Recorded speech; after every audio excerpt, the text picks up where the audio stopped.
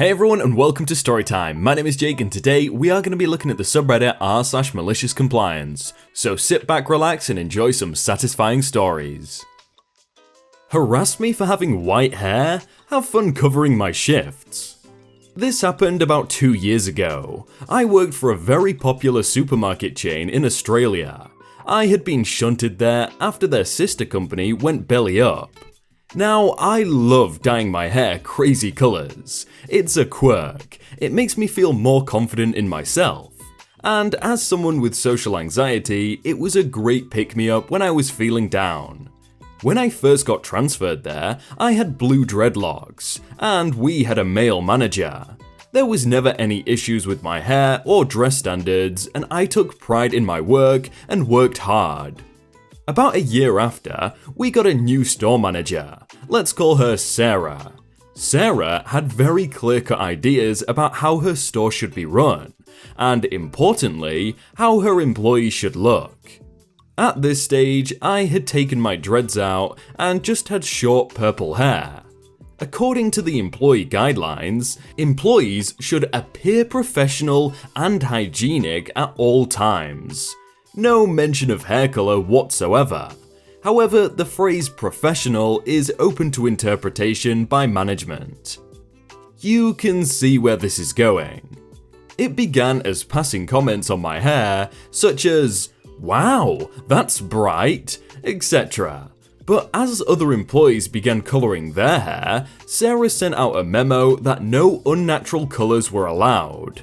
I was very sad. Colored hair was part of my identity, and gave me the confidence I needed to interact with 200 plus customers a day.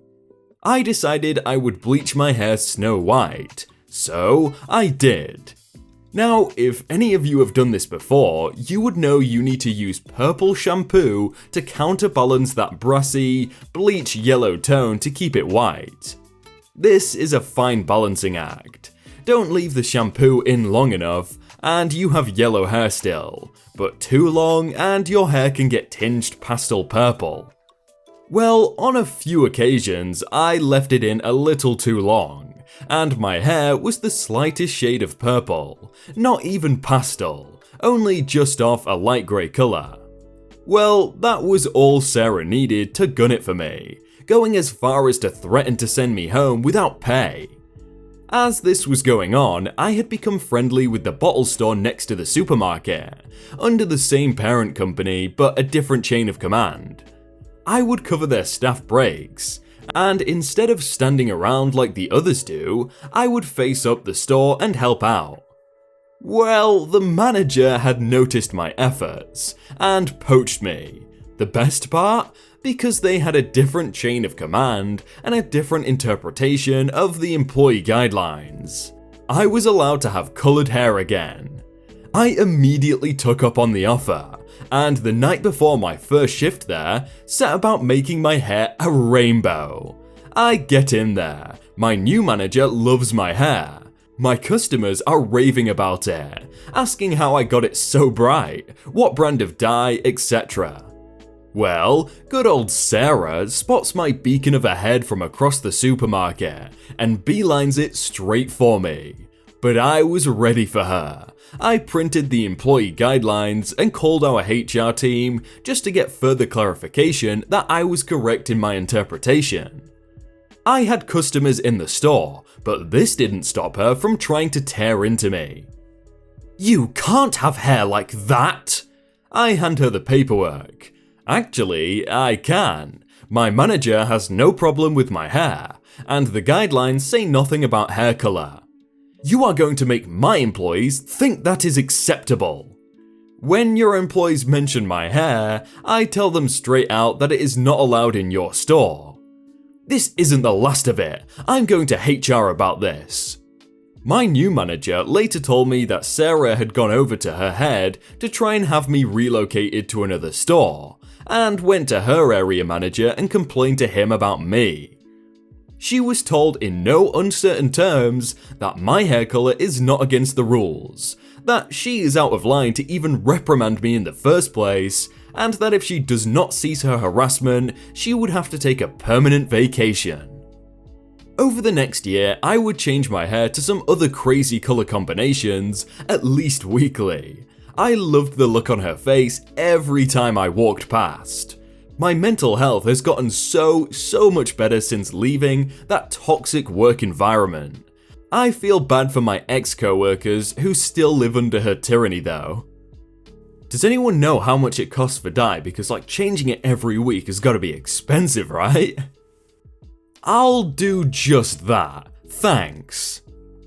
This happened to me a long time ago when I was in 8th grade middle school. I got grouped up with 2 other girls in my history class. I honestly cannot remember what the presentation was about, but I do know that we had 1 week to get it done and present it on the following Monday. So, I decided to take charge of the presentation and asked the other 2 girls what they wanted to work on. I haven't been paying attention to anything with this presentation. What is it about? Can't you just do the whole thing? But that wouldn't be fair to me if I did the whole thing. How would you 2 present anything if I do the whole thing myself? I don't care, I'll just stand up there and look pretty. Yeah, just do the whole thing and leave us alone. I was ticked, but I also didn't want to deal with them anymore. This was the first time I've ever spoken to them, and all I can remember thinking at the time was, freaking annoying people. So, I simply replied, I'll do just that, thanks. So, off I went cranking out this long presentation over several days. I had no contact with them, just like they asked. The work wasn't that bad once I broke it down into small chunks. It's now Monday, presentation day. Here's the kicker. Since both of them weren't paying attention to what the teacher was saying during the lecture, they obviously didn't know that they were required to speak during the presentation. Remember, I asked them, how would you 2 present anything if I do the whole thing myself? My plan was to present everything in a slideshow, and that's it. I had naturally memorized the slides and what I was going to say, considering I did the whole freaking thing myself. It's now our turn to present, and here's how the whole thing goes down. Me presents the information with slideshows and all. After I was done, I look over to the teacher who is giving me a "okay, good job" smile and nod, and then the teacher looked over at girl 1 and girl 2. I, for whatever reason, just walked over to my desk and sat down. I don't know why I decided to do it, but it worked out so well in my favor. Because now, both girls are stuck in front of the class since the teacher is staring at them for some kind of input, removing any attention to me. And boy was I glad I sat back down. I got to watch them both from the comfort of my seat swarm and stammer throughout their part of the presentation. I had left them in the ending of the presentation with 2 slides each. They were lost the entire time.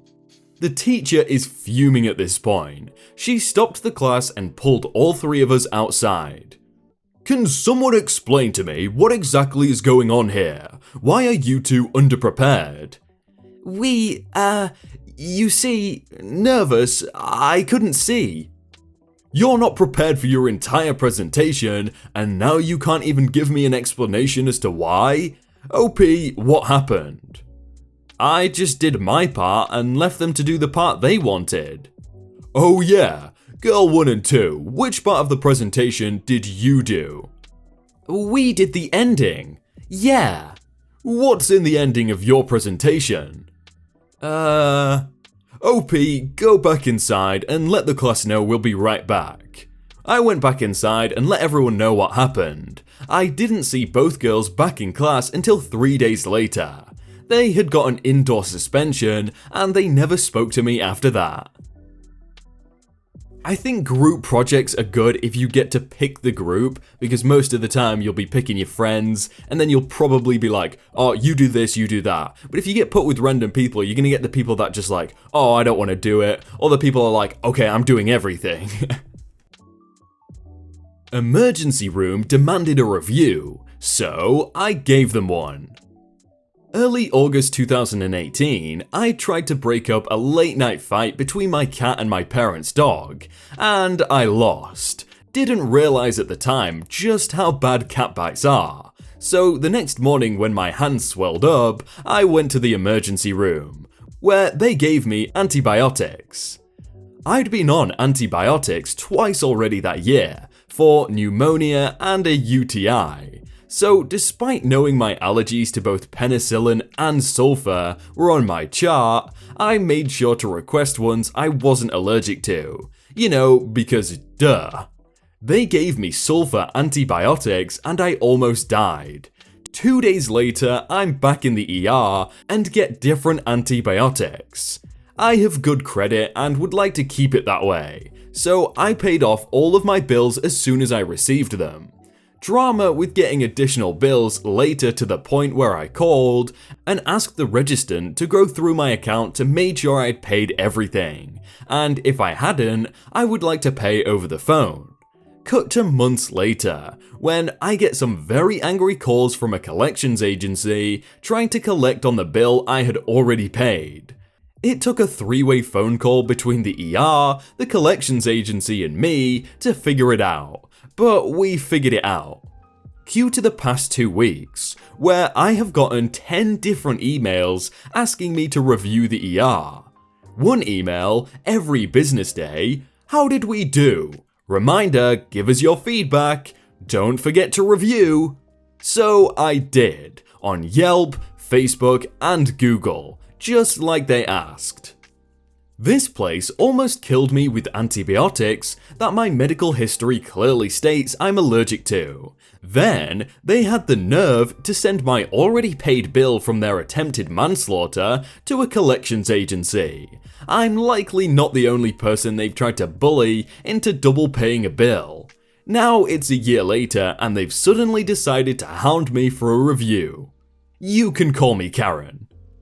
The fact that you have to pay for your medical bills anyway is already bad enough. Like, imagine being forced to double pay and then them spamming you about reviewing them. You specified the law, Mr. Lawyer. Back in 2014, I was a support analyst for a company that made and hosted medical screening applications and healthcare registries. One of the registries was for medical implants and covered England, Wales and Northern Ireland. It was the largest of its kind in the world, and as such, we received data requests from organizations and government agencies from all over the world. One of my pet peeves was people mentioning the Freedom of Information Act, or FOI, repeatedly. As if we'd never heard of it. They'd put it on the subject line, on any attachments, and a few times in the email. You didn't actually need to quote the FOI, just ask the dang question and we'll process it for you. Annoying, but nothing major. Then, one day I got an email that set my inner idiot off. The email was from some lawyer in Edinburgh, and he'd done the same thing, but with a slight difference. He'd quoted, repeatedly, the Freedom of Information Scotland Act. It was mentioned at least 6 or 7 times in the email, plus the subject line compromising about 40% of the total text, or so it seemed.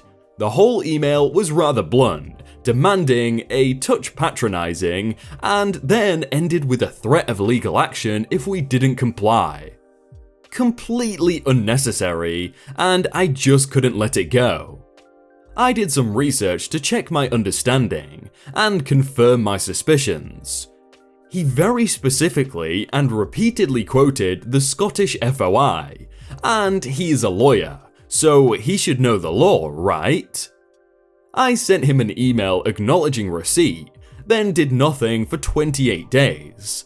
On day 28, I sent another email advising that the Medical Implant Registry of England, Wales and Northern Ireland does not operate in Scotland, and therefore we don't retain or process any data that falls under the Scottish FOI. I ended it by saying if he'd like to resubmit his request under the FOI, we'd be happy to process it within the 28-day limit. That just seems like a waste of time to me. Why would you bother even writing it out that many times? Make all those IceCaps no matter what? No problem. I work at a Tim Hortons located at an intersection, and that makes our restaurant a busy location. This location has been open for 35 years, and we have a manager who is a huge pushover. Will be important later. IceCaps are our most popular item during the summer, and holiday-themed IceCaps like pumpkin spice IceCaps. But because of people ordering too much, the machine that freezes the IceCap mix overheats, and we basically serve slushes, and customers hate that. Anyways, today we had a rush like usual, and my manager, G, would help, but unfortunately she wouldn't listen to us. The IceCap mix became liquidy, almost like water, which is a huge indication to turn off the machine to give it time to freeze the mix. G, we can't make any more IceCaps. The mix needs time to freeze. No, it's okay, just serve them. We seriously can't serve them because it's not frozen, and we'll get complaints. Just do it. And she still typed in IceCaps despite us warning her. There were probably more than 15 orders with IceCaps, and I decided to teach her a lesson. I made every IceCap order with the melted mix. I made even more as G typed in more orders with IceCaps. I finally finished making all of them, and there was a line of complaints, and G had to deal with every customer and had to remake every melted IceCap. Every single one. After that, she went to me and we had a little talk. Why were all the IceCaps melted? If the machine was down, you should have told me. I did, multiple times. Even other co-workers told you this on multiple occasions. After that, I walked away as my shift was ending. But after that, G now listens to everyone if we are out of an item. Part of running a business is that you need to listen to your co-workers. Do that and it will save you a lot of time and a 10% chance of dealing with an angry customer. I have no idea what an IceCap is, but if it's anything close to like, one of those slushy things where it's ice, then I can relate, yeah. Hey everyone, I hope you all had a really good day and that you enjoyed that video. If you want to check out some other videos, then click on screen right now or check out the playlist down below. If you enjoyed that video, then please do leave a like. And if you want to submit your own stories, then you can do so by joining the Discord in the top link in the description. But thank you so much for watching and I will see you very soon.